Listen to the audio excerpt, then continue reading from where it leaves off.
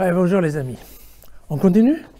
L'évangile de Jean, toujours au chapitre 3, mais cette fois-ci un tout petit peu plus loin, les versets 31 à 36. Et on continue sur un ton un tout petit peu, comme ça, un peu compliqué, encore une fois. Ensuite, on se souviendra de ce qui est important là-dedans. Celui qui vient d'en haut est au-dessus de tout. Jusque-là, tout le monde a compris. Celui qui est de la terre est terrestre et parle de façon terrestre. Celui qui vient du ciel témoigne de ce qu'il a vu et de ce qu'il a entendu. Mais personne ne reçoit son témoignage.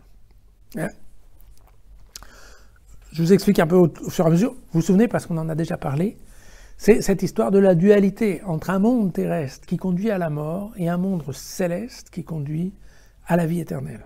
D'accord ? Et l'idée, bien entendu, c'est de faire monter les gens, les humains, quand s'arrête la mort terrestre, de pouvoir passer à la vie éternelle dans le monde d'en haut, d'accord, dans le royaume des cieux, comme disent les autres, et la vie éternelle, comme dit Jean.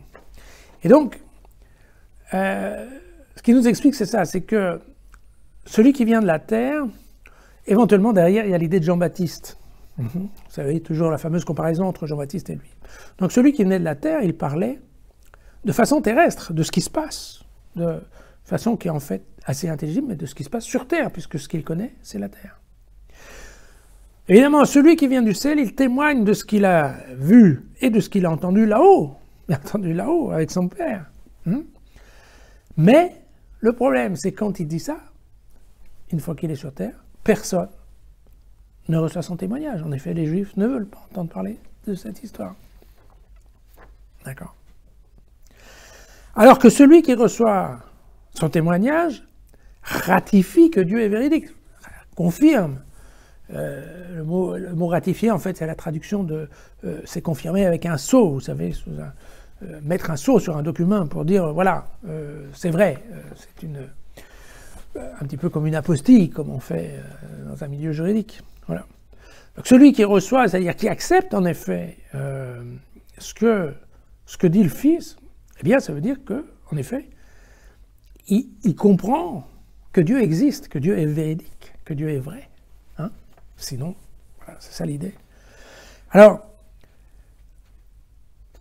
en effet, celui que Dieu a envoyé, Jésus, dit les paroles de Dieu, qui lui donne l'Esprit sans mesure. C'est-à-dire qu'en effet, quand on parle de l'Esprit Saint, vous savez qu'ensuite il y aura au moment de la Pentecôte, ou alors dans le cas de l'évangile de Jean, quand il est au milieu d'eux, au milieu des 11, vous savez, il souffle l'Esprit. Donc en effet, très clairement, pendant l'évangile jusqu'à la résurrection, l'Esprit Saint, il est réservé à Jésus. En fait, il n'y a que Jésus qui en bénéficie.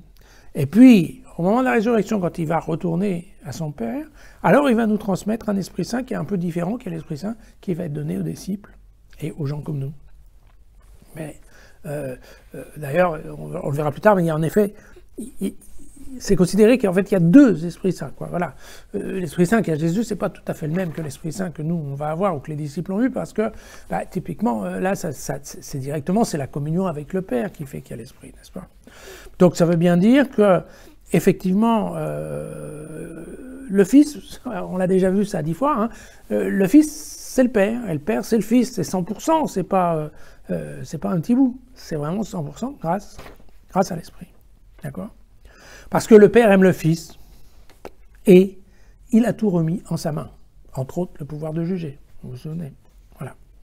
Celui qui croit au Fils a la vie éternelle, on a vu ça hier. Celui qui n'obéit pas au Fils ne verra pas la vie.